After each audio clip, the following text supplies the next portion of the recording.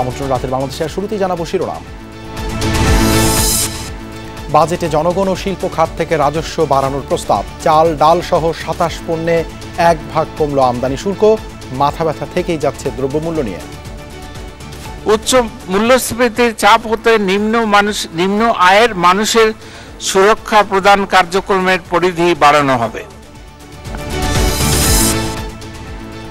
শুল্ক প্রস্তাবের কারণে দাম বাড়বে AC, fridge, LPG cylinder, ice cream সহ বহু সামগ্রীর। বাড়বে মোবাইল ইন্টারনেট সেবার খরচও। কমতে পারে গুঁড়ো দুধ ও দেশীয় ল্যাপটপের দাম। ২ বছর পর আবারও দেয়া হলো কালো টাকা সাদা করার সুযোগ। শেয়ার বাজারে বসছে গেইন ট্যাক্স, বাড়ছে ব্যাংকের আমানতে আবগারি শুল্ক। বাস্তবসম্মত গণমুখী এবারের বাজেট প্রশংসা করে বলছেন সরকার দলীয়রা। গতানুগতিক মনে করে জাতীয় পার্টি। মানুষের উপর চাপ বাড়বে মন্তব্য ফখরুলের। বিদেশ থেকে বেশি ঋণ নেয়ার পরামর্শে বিসিসিআই এর কালো টাকা সাদা করার সুযোগ দুঃখজনক বলছে সিপিডি। বাজেটকে স্বাগত জানিয়ে ছাত্রলীগের মিছিল। এছাড়াও রাতের বাংলাদেশে থাকছে রোববার সন্ধ্যায় ভারতে আবারও প্রধানমন্ত্রী হিসেবে শপথ নিচ্ছেন নরেন্দ্র মোদী। মন্ত্রিসভার দপ্তর নিয়ে জোটে দর কষাকষি। শনিবার দিল্লি যাচ্ছেন শেখ হাসিনা।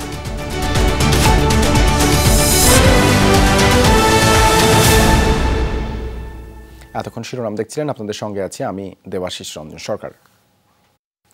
বাজেটের গতানুগতিক দর্শন বদলে গেছে। পাটিগণিতের ঐকিক নিয়মে আকার বাড়লেও এবার হার কম। বাদ পড়েছে কর অব্যাহতির সুবিধাও। অর্থমন্ত্রী নিজেই বলেছেন বাজেট বড় করে লাভ নেই।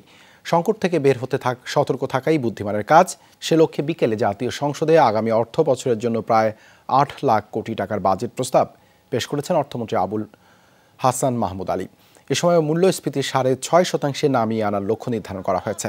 এজন্য সংকোচনমূলক মুদ্রানীতি অনুসরণ করবে সরকার। পাশাপাশি মূল্যস্ফীতির চাপ থেকে সাধারণ মানুষকে সুরক্ষা দিতে ফ্যামিলি কার্ড, ওএমএস ইত্যাদি কার্যক্রম জোরদার করা হয়েছে। যদিও পরিসংখ্যান ব্যুরোর তথ্য, চলতি অর্থ বছরের মে পর্যন্ত গড় মূল্যস্ফীতি দাঁড়িয়েছে ৯.৭৩%। বাজেটে মোট দেশজ উৎপাদন বা জিডিপির প্রবৃদ্ধি ধরা হয়েছে ৬.৭৫%। এর আগে নির্বাচনী বছরে ৭.৫% প্রবৃদ্ধির লক্ষ্য নির্ধারণ করেছিল সরকার, যা পরে সংশোধন করে নামিয়ে আনা হয়। কিন্তু সেই লক্ষ্যে পৌঁছানো যায়নি। বরং পরিসংখ্যান ব্যুরো বলছে চলতি অর্থ বছর শেষে জিডিপির আকার বাড়তে পারে ৫.৮২% হারে।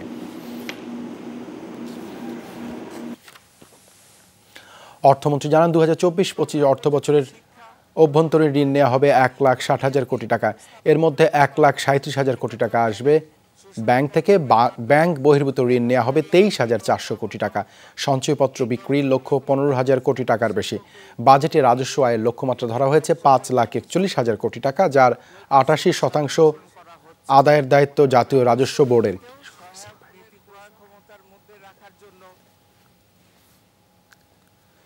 অভ্যন্তরীণ আয় কম, তাই প্রস্তাবিত বাজেটে বাড়ছে করজাল। নানা ধরনের পণ্যে শুল্ক বসিয়েছেন অর্থমন্ত্রী। এতে বাড়বে জীবনযাত্রার ব্যয়। নিত্য ব্যবহার্য ঘরের বাতিতে বসানো হয়েছে কর। শূন্য শুল্ক থাকা প্রায় ৩০০ পণ্যে বসছে কর। পানির ফিল্টার, কোমল পানীয়, আমদানি করা বীজে বসানো হয়েছে বাড়তি শুল্ক।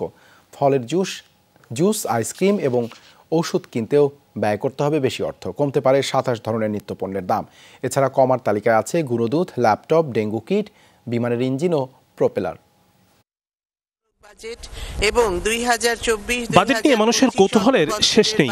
বাড়বে কোন কোন পণ্যের দাম, কমতে পারে কি কি পণ্য। এই মহান সংসদে উপস্থাপনের অনুমতি প্রার্থনা করছি। বেলা ৩টায় সংসদে নিজের প্রথম এবং দেশের ৫৪তম বাজেট তুলে ধরেন অর্থমন্ত্রী আবুল হাসান মাহমুদ আলী। এবার নিত্য প্রয়োজনীয় পণ্যের দাম বৃদ্ধির তালিকা দীর্ঘ করেছেন অর্থমন্ত্রী। শূন্য শুল্ক থাকা প্রায় ৩৫০ পণ্যে বসছে ১% শুল্ক। অর্থাৎ দাম বাড়তে পারে ভুট্টা, সরিষা বীজ, তুলা ও শাকসবজির বীজ, কয়লা, পেনিসিলিন, ইনসুলিন, পেপার বোর্ড ইত্যাদি। মূলধনী যন্ত্রাংশ আমদানিতে শুল্ক বৃদ্ধির প্রস্তাবে বাড়তে পারে লিফট, সিসিটিভি, ওয়াটার পিউরিফায়ার সহ একাধিক পণ্যের দাম। এলপিজি সিলিন্ডার উৎপাদনে 5% থেকে বেড়ে হচ্ছে 10% ভ্যাট। নিরাপত্তা সেবাতেও বাড়তি ভ্যাট পরিশোধ করতে হতে পারে গ্রাহককে। থিম পার্কে প্রবেশ এবং রাইডে চড়তে বাড়তি ভ্যাট গুনতে হবে। উৎসে কর বাড়ায় আমদানি করা ফুল ও ফল কিনতে ব্যয় করতে হবে বেশি অর্থ। ট্রাস্ট, সরকারি বিশ্ববিদ্যালয় সহ অন্যান্য কয়েকটি প্রতিষ্ঠানের সুদ থেকে আদায় করা হবে বাড়তি কর। টার্নওভার কর বাড়ায় বেশি দামে কিনতে হবে কোমল পানীয়, কার্বোসের এনার্জি ড্রিঙ্ক। নিলামকৃত পণ্যের ক্রেতা এবং অ্যামিউজমেন্ট পার্ক ও থিম পার্ক সেবার ক্ষেত্রে বিদ্যমান মূসক হার 7.5% পরিবর্তে 15% নির্ধারণ করার প্রস্তাব করছি। সিগারেটের উৎপাদন পর্যায়ে সম্পূরক শুল্ক বাড়ানোর প্রস্তাব করেছেন অর্থমন্ত্রী। ম্যাকারেল নামের বিদেশি মাছ আমদানিতেও বসানো হচ্ছে অগ্রিম কর। আমসত্ত্ব, ফলের রস, আইসক্রিম উৎপাদনে ভ্যাট 5% থেকে করা হয়েছে 10%। ইটে বিভিন্ন হারে বাড়ানো হয়েছে কর। রাজস্ব প্রশাসনের স্বচ্ছতা ও জবাবদিহিতা বৃদ্ধি পেয়েছে। ইতিমধ্যে জাতীয় রাজস্ব বোর্ড কর্তৃক ভ্যাট এক্সপেন্ডিচার অ্যানালিসিস সম্পূর্ণ করা হয়েছে, যা বাজেট প্রণয়ন ও নীতি নির্ধারণে সহায়ক হবে। তবে 27টি নিত্যপণ্যে উৎসে করে 1% কমানোর প্রস্তাব করেছেন অর্থমন্ত্রী। এতে পেঁয়াজ, রসুন, মটর, ছোলা, চাল, ভোজ্য তেল, মসুর, চিনি, আদাসহ কয়েকটি পণ্যের দাম কমবে। এছাড়া দাম কমতে পারে গুঁড়ো দুধ, চকলেট, ল্যাপটপ, কার্পেট, বিমানের engine, switch, socket, electronic motor, dialysis filter. বিদেশি পোশাক, চা, গ্রিন টি, কফি, মাশরুমের শুল্কায়নে যে পরিবর্তন আনা হয়েছে তাতে কমতে পারে দাম। কয়েক বছর ধরেই আর্থিক টানাপোড়েনের মধ্যে আছে সরকার। এমন অবস্থায় প্রস্তাবিত বাজেটে করজাল বিছিয়েছেন অর্থমন্ত্রী। করফাঁকি রোধ এবং রাজস্ব আয় বাড়াতে সরকার কতটা কঠোর হতে পারে তাই এখন দেখার বিষয়। রিমন রহমান, যমুনা নিউজ, ঢাকা। মুখে দেশীয় শিল্প সুরক্ষা, উৎপাদন বৃদ্ধি এবং কর্মসংস্থান বাড়ানোর কথা বললেও বাস্তব চিত্রটা তার উল্টো। বাজেটে শিল্প খাতের বেশ কয়েকটি ক্ষেত্রে রেয়াতি সুবিধা তুলে দেওয়ার পাশাপাশি নতুন করে কর আরোপের প্রস্তাব করেছেন অর্থমন্ত্রী। আইএমএফের শর্তের বেড়াজালে পড়ে শিল্পের কাঁচামাল এবং মূলধনী যন্ত্রপাতি আমদানিতে শুল্ক প্রত্যাহারের ঘোষণা দিয়েছেন তিনি। উচ্চ মূল্যস্ফীতি এবং রিজার্ভের পরিমাণ কমে যাওয়া সহ নানা কারণে সংকটে দেশের অর্থনীতি। দেশীয় এবং আন্তর্জাতিক ঋণের দায় পরিশোধে চাপে আছে সরকার। সংকট সামাল দিতে রাজস্ব আয় বাড়ানোর বিকল্প নেই। বাধ্য হয়েই বিভিন্ন খাতে ভ্যাট ট্যাক্স বাড়ানোর প্রস্তাব দিয়েছেন অর্থমন্ত্রী। তবে তার এই উদ্যোগে চাপে পড়বে দেশের শিল্প খাত। সাশ্রয়ী দামের কারণে জনপ্রিয় হয়েছে দেশীয় এয়ার কন্ডিশনার এবং ফ্রিজ। এ দুটি পণ্যে ভ্যাট বাড়ানোর ঘোষণা দেওয়া হয়েছে প্রস্তাবিত বাজেটে। এসির ভ্যাট 0 থেকে করা হয়েছে 7.5%, আর ফ্রিজের ক্ষেত্রে 5.5% থেকে বাড়িয়ে করা হয়েছে 7.5%। তবে এসব পণ্য উৎপাদনের উপকরণ এবং যন্ত্রাংশ কেনার ক্ষেত্রে বিদ্যমান রেয়াতি সুবিধা বাড়ানো হয়েছে আরও 1 বছর। এয়ার কন্ডিশনার উৎপাদনের ক্ষেত্রে স্থানীয় উৎপাদন পর্যায়ে বিদ্যমান 0% পরিবর্তে 7.5% মূসক আরোপ সহ রেয়াতি সুবিধার মেয়াদ 1 বছর বর্ধিতকরণের প্রস্তাব করছি। কর জিডিপির অনুপাত বাড়াতে কর অব্যাহতি কমিয়ে আনার ঘোষণা দিয়েছেন অর্থমন্ত্রী। অনেক ক্ষেত্রে করা হয়েছে সীমিত। শুল্ক যৌক্তিকীকরণের কথা বলে সকল স্তরে শিল্পের কাঁচামাল এবং যন্ত্রপাতি আমদানিতে 0 শুল্ক প্রত্যাহার করে 1% শুল্ক আরোপের প্রস্তাব করা হয়েছে বাজেটে। মন্ত্রী বলেন, মধ্যমায়ের দেশের চ্যালেঞ্জ মোকাবেলায় আমদানি পর্যায়ে শুল্ক হার কমানোর বিষয়টি অব্যাহত থাকবে। মূসক অব্যাহতি যৌক্তিকীকরণ সহ এলডিসি হতে গ্র্যাজুয়েশন এবং কর জিডিপি অনুপাত কাঙ্ক্ষিত মাত্রায় উন্নীতকরণের লক্ষ্যে সক্ষমতা বিবেচনায় পর্যায়ক্রমে বিভিন্ন খাতের অব্যাহত সুবিধা প্রত্যাহার করা হচ্ছে। মোটরসাইকেলের ইঞ্জিন এবং যন্ত্রপাতির আমদানি শুল্ক 5% থেকে বাড়িয়ে করা হয়েছে 15%। এটিএম এবং সিসি ক্যামেরার উপকরণ আমদানিতে শুল্ক 1% থেকে বাড়িয়ে করা হয়েছে 5%। জেনারেটর সংযোজন এবং উৎপাদনের উপকরণ আমদানিতে 0 শুল্ক প্রত্যাহার করা হয়েছে বাজেটে। দুঃসংবাদ আছে এনার্জি সেভিং বাল্ব উৎপাদনকারীদেরও। এলইডি বাল্ব এবং এনার্জি সেভিং ল্যাম্প উৎপাদনের উপকরণ আমদানিতে শুল্ক বাড়িয়ে করা হয়েছে 10%।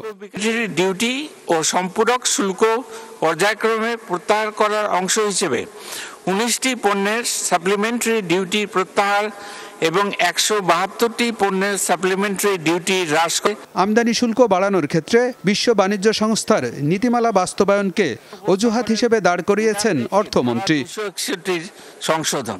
সংকটময় সময় পার করছে বেসরকারি খাত, বিনিয়োগে চলছে স্থবিরতা, যে কারণে থমকে আছে নতুন কর্মসংস্থানও।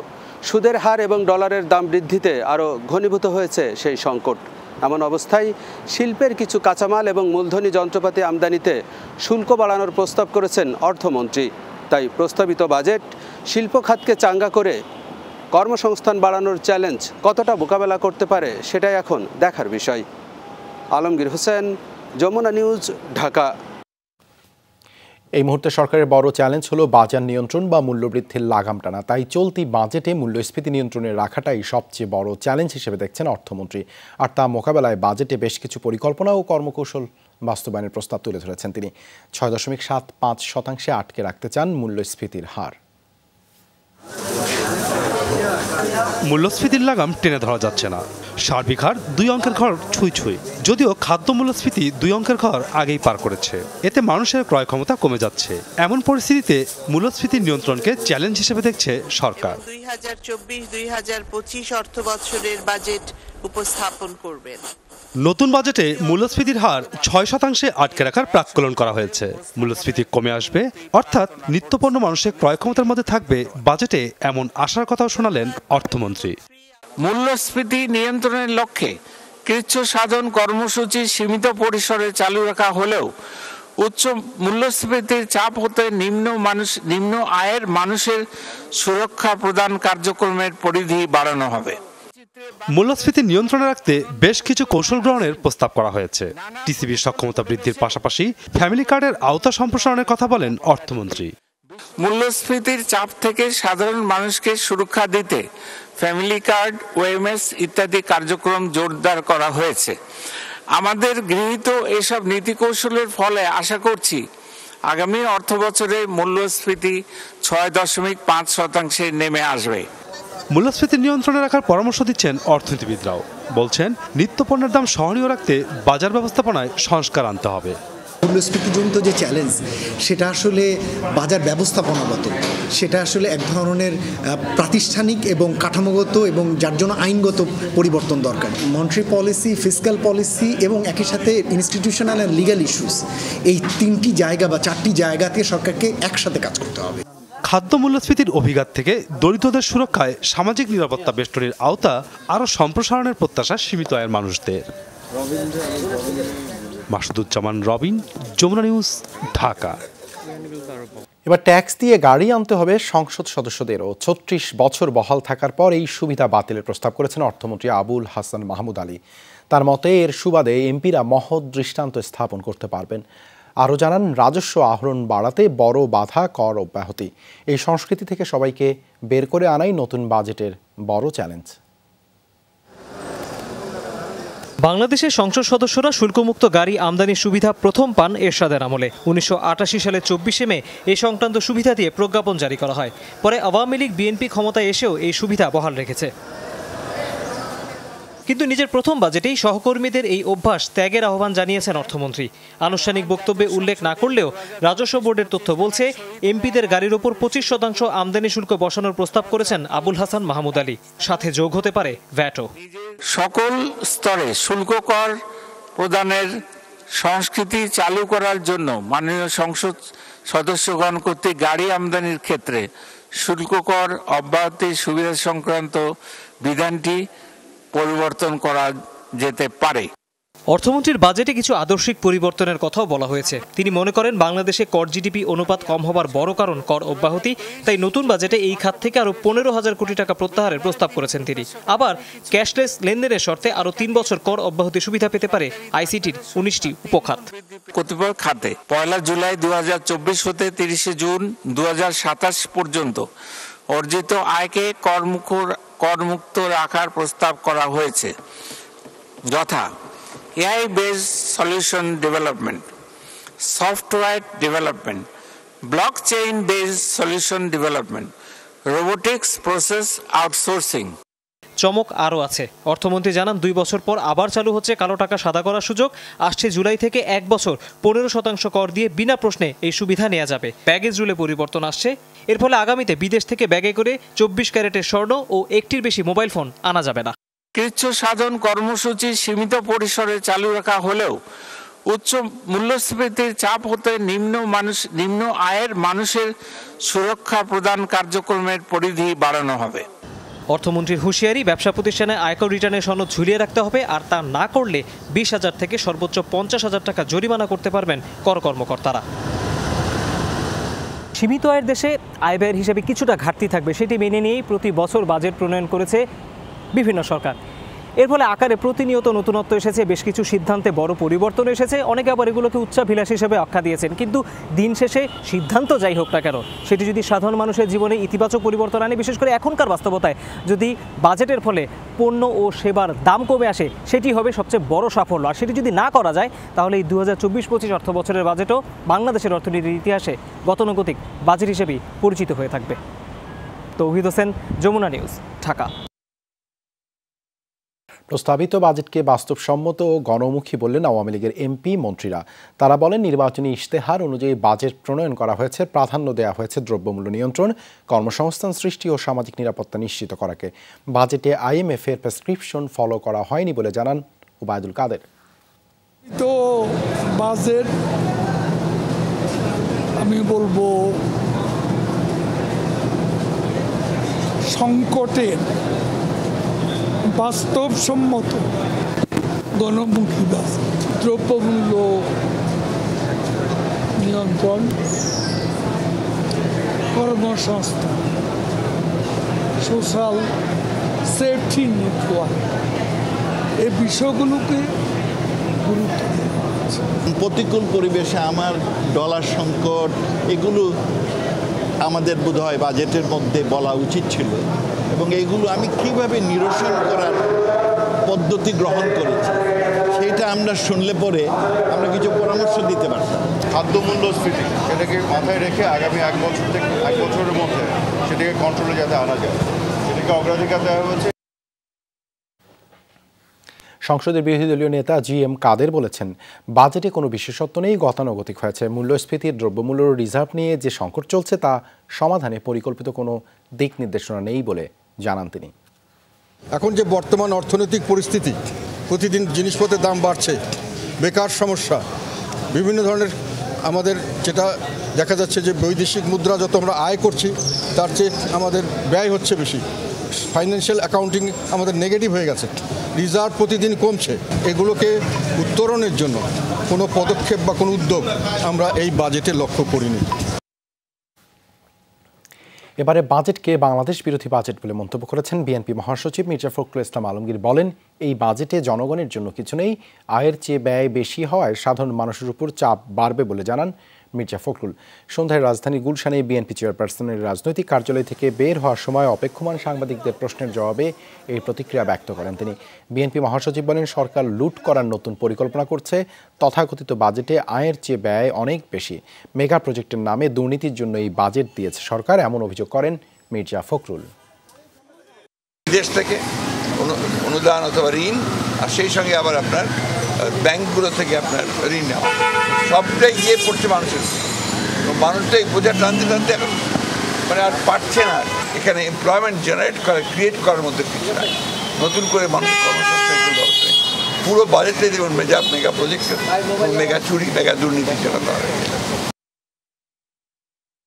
2024-25 অর্থ বছরের বাজেট নিয়ে মিশ্র প্রতিক্রিয়া মন্ত্রী এমপিদের। এবারের বাজেটে দ্রব্যমূল্য কমবে বলে আশা প্রকাশ করেন শেখ সেলিম ও আহসানুল হক টিটু। অপরদিকে পরিকল্পনা মন্ত্রী বাজেট বাস্তবায়নকে চ্যালেঞ্জিং বলে মন্তব্য করেন। ওভারঅল জেনারেলি আমি মনে করি বাজেটটা ভালো হয়েছে, যেহেতু এবার আমরা কিন্তু যা কিছু করেছি মূল্যস্ফীতিটা, ইনফ্লেশনটাকে কন্ট্রোল করার জন্য, নিয়ন্ত্রণে আনার জন্য করা হয়েছে। কনজারভেটিভ বাজেট করা হয়েছে তুলনামূলকভাবে আগের চেয়ে।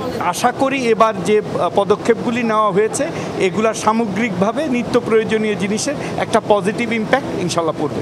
এই বাজেট মানুষের জন্য, সাধারণ মানুষের জন্য, দারিদ্র্যমুক্ত হওয়ার জন্য, শিক্ষাকে মানুষের আরও দোরগোড়ায় নিয়ে যাওয়ার জন্য। বাজেট প্রস্তাবনাকে কিভাবে দেখছেন সাধারণ মানুষ? সরকারের আয় ব্যয়ের জটিল সমীকরণ বোঝেন না তারা। বলছেন বাজেট আসলেই থাকেন আতঙ্কে, কেননা বাজেটের অজুহাতেই বেড়ে যায় নিত্যপণ্যের দাম, যা সাধারণের জীবনযাত্রায় ফেলে নেতিবাচক প্রভাব। 50 স্বপ্নারানী সাহা রাজধানীর ভাটার এলাকায় 30 বছর ধরেই ছোট পুঁজির ব্যবসা নিয়ে চালান সংসার। তার মতে বাজেট আসলেই কেবল বাড়ে দাম।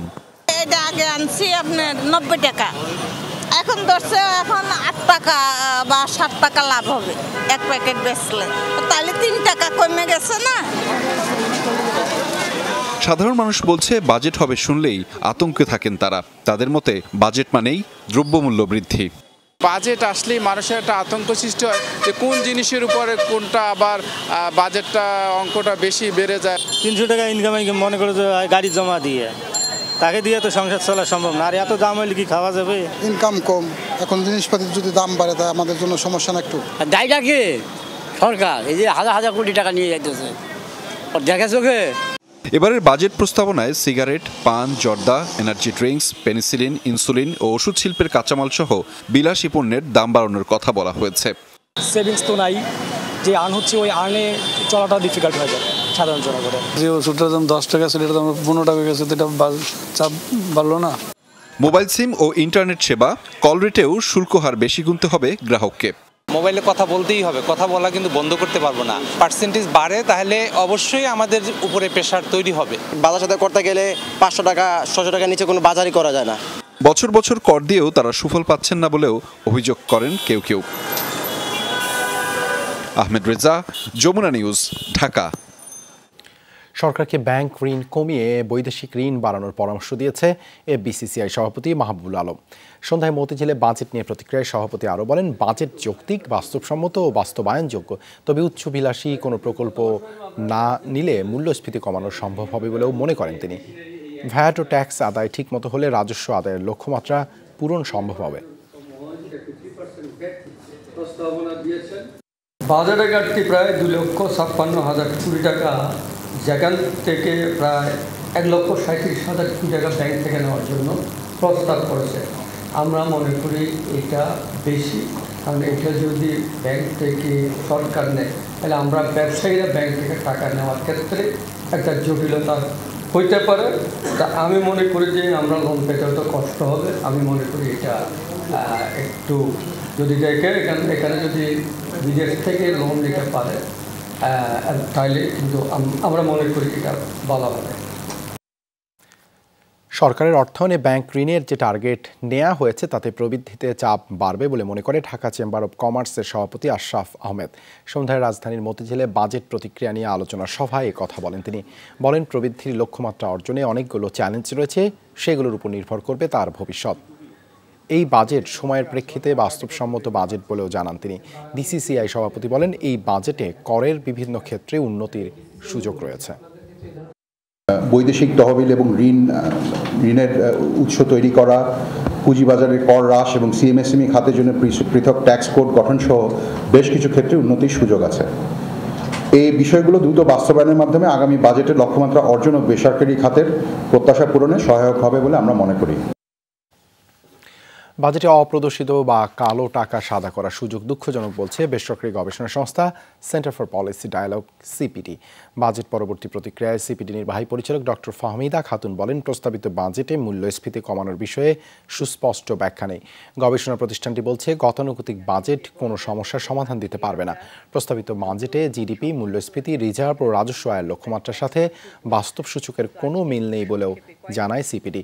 আইএমএফের শর্ত মেনে রাজস্ব আহরণের লক্ষ্যমাত্রা নির্ধারণ করা হলেও তা আহরণ সম্ভব নয় বলে মনে করে প্রতিষ্ঠানটি। এছাড়াও মূল্যস্ফীতি 9 থেকে 1 বছরের মধ্যে 6.5% আনা চ্যালেঞ্জ বলছে সিপিডি। নতুন অর্থ প্রতিমন্ত্রী তারা তাদের এখানে দুঃখজনকভাবে যে অপ্রদর্শিত কিংবা কালো টাকার উপরে যে 15% কর দিয়েই সেগুলোকে সাদা করা যাবে, সেই যে প্রস্তাবনাটি রাখা হয়েছে সেটি অত্যন্ত দুঃখজনক এবং আমরা বরাবরের মতোই বলছি যে এটা নৈতিকভাবে এবং অর্থনৈতিকভাবে কোনোভাবেই সমর্থনযোগ্য নয় এবং এটা থেকে খুব একটা যে সরকার কর আহরণ করতে পারেন সেটিও নয়। বাজেট ঘাটতি মেটাতে প্রতি বছরই ঋণ বাড়ছে সরকারের, দায় বাড়ছে দেশি বিদেশি ঋণের সুদ পরিশোধে। সরকারের পরিচালন বাজেটের বিপুল পরিমাণ অর্থ যাচ্ছে এই খাতে। বিশ্লেষকরা বলছেন সুদের দায় বাড়ার প্রভাব পড়ছে সামাজিক সুরক্ষা কার্যক্রমে। বাজেট এবং 2,56,000 কোটি টাকার ঘাটতি সহ আগামী বাজেটের আকার দাঁড়িয়েছে প্রায় 8 লাখ কোটি টাকার। ঋণের সুদ পরিশোধের চাপ থাকছে আগামী বাজেটে টাকার অঙ্কে 1,13,500 কোটি টাকা। ফলে সুদ খাতের ব্যয় বাজেটে বড় ধরনের চাপ সৃষ্টি করবে। এর মধ্যে দেশের অভ্যন্তরীণ ঋণের সুদ 93,000 কোটি টাকা এবং বিদেশি ঋণের সুদে ব্যয় হবে 20,500 কোটি টাকা। যদিও বাজেটে আগামীতে বিদেশি ঋণের উপর নির্ভরতা কমিয়ে আনার প্রস্তাব তুলে ধরেন অর্থমন্ত্রী। কর নেট বৃদ্ধি, কর বহির্ভূত রাজস্ব আদায় এবং প্রশাসনিক সক্ষমতা বৃদ্ধি করা হবে যাতে পর্যাপ্ত সম্পদের যোগান নিশ্চিত করা যায়। বাজেট ঘাটতি ধারণযোগ্য পর্যায়ে রেখে ঘাটতি নির্বাহে বৈদেশিক উৎসের উপর নির্ভরশীলতা হ্রাস করা হবে। সুদ বাবদ বিশাল অঙ্কের বরাদ্দ চাপ তৈরি করবে উন্নয়ন কাজ ও সামাজিক নিরাপত্তা কর্মসূচি বাস্তবায়নে।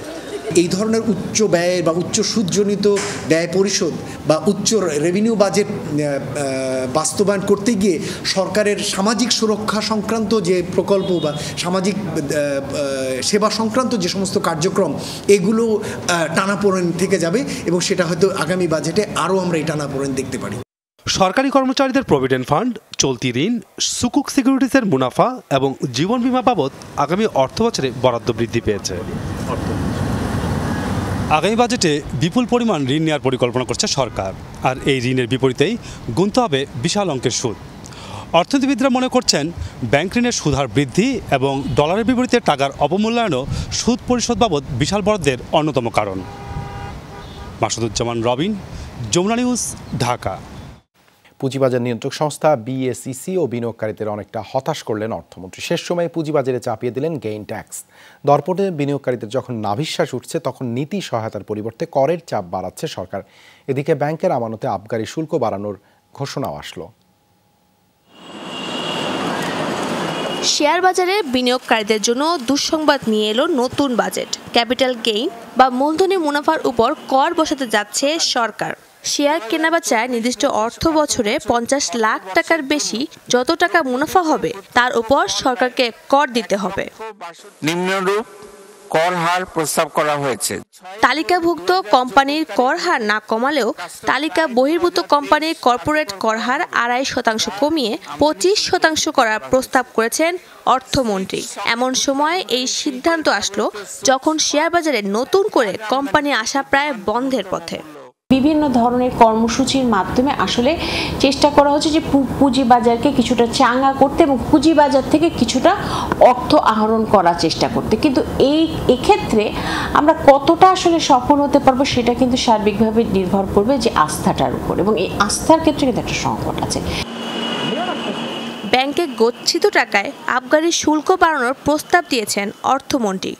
নতুন প্রস্তাবে ব্যাংক হিসেবে 10 লাখ টাকার বেশি থাকলেও 3,000 টাকা ও 50 লাখ টাকার বেশি থাকলে 5,000 টাকা আবগারি শুল্ক গুনতে হবে। শাজদিন অন্তরা, যমুনা নিউজ, ঢাকা। মোবাইল ফোনের কথা বলতে বাড়তি খরচ গুনতে হবে গ্রাহকদের। ইন্টারনেট ব্যবহারেও আসবে বাড়তি বিল। 2024-25 অর্থ বছরের বাজেট বক্তৃতায় কর ভার বাড়ানোর প্রস্তাব দিয়েছেন অর্থমন্ত্রী আবুল হাসান মাহমুদ আলী। এই প্রস্তাব তাৎক্ষণিকভাবে কার্যকর হওয়ার কথা। উচ্চবিত্ত থেকে শুরু করে মধ্যবিত্ত, নিম্নবিত্তদের কাছে মোবাইল ফোন অতি প্রয়োজনীয় সেবা। কথা বলার পাশাপাশি ফেসবুক, মেসেঞ্জার, হোয়াটসঅ্যাপ এসব জীবনের অনুষঙ্গ হয়ে গেছে। ফলে এসব চালাতে খরচ আরও বাড়বে। দেশে মোবাইল ফোন গ্রাহক সংখ্যা 19,37,00,000 লাখ। 12,51,00,000 মোবাইলে ইন্টারনেট ব্যবহার করা হয়। সরকার তার নিজস্ব আয় বাড়ানোর কৌশলে যুক্ত করেছে এবার মোবাইল ফোন গ্রাহকদের। কথা বলা এবং ইন্টারনেট সেবার উপর সম্পূরক শুল্ক বাড়ানোর প্রস্তাব করেছেন অর্থমন্ত্রী। সংসদে উপস্থাপনের অনুমতি প্রার্থনা করছি। বর্তমানে টক টাইম এবং ইন্টারনেট সেবার উপর 15% ভ্যাট আরোপ করা আছে। এটি আরও 5% বাড়িয়ে 20% করা হয়েছে।